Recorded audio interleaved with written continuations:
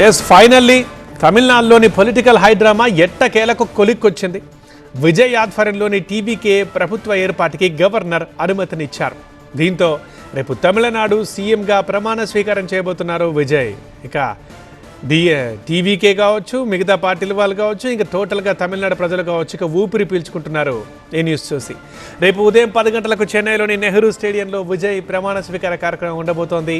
ఈ నెల 13 లోపు బల నిరూపణ చేసుకోవాలని విజయ్ని ఆదేశించారు గవర్నర్.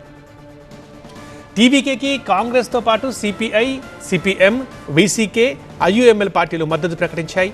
టీవీకేకి మొత్తం 107 మంది సభ్యుల మద్దతుండగా కాంగ్రెస్కు 5, సిపిఐకి 2, సిపిఎంకి 2, వీసీకేకు 2, ఐయుఎంఎల్కి 2 సీట్లున్నాయి. ఈ 5 పార్టీల మద్దతు టీవీకే బలం మ్యాజిక్ ఫిగర్ని దాటేసి 120కి చేరింది. ఇప్పుడు విజయ్ పార్టీకి మద్దతు ఇచ్చే అంశంపై రోజంతా హైడ్రామా నడిచింది. అసలు నడిపించింది వీసీకే పార్టీ. ఎట్టకేలకు సాయంత్రం టీవీకే పార్టీ నేత అదవ్ అర్జునకి వీసీకే నేత తిరుమావళవన్ లేఖ ఇచ్చారు. అలాగే ఐయుఎంఎల్ కూడా మద్దతు ఇచ్చేందుకు ముందుకు వచ్చింది. దీంతో సంఖ్యాబలం 120కి చేరింది. మే 4న తమిళనాడు అసెంబ్లీ ఎన్నికల ఫలితాలు వెల్లడి కాగా టీవీకే అతిపెద్ద పార్టీగా అవతరించినప్పటికీ మెజారిటీ మార్క్కి 10 అడుగుల దూరంలో నిలిచిపోయింది.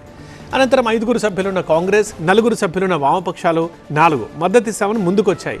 వీసీకే కూడా మద్దతిస్తుందని వార్తలు వచ్చినప్పటికీ అధికారికంగా మాత్రం ఇవాళ లేఖ ఇచ్చింది. అది సాయంత్రం. ఇంక 2 సభ్యులున్న ఐయుఎంఎల్ నిన్న మద్దతు ఇచ్చినట్లే ఇచ్చి వెనక్కి తగ్గింది. అంటే ఈరోజు ఆ పార్టీ కూడా అధికారికంగా మద్దతు లేఖను అందించింది.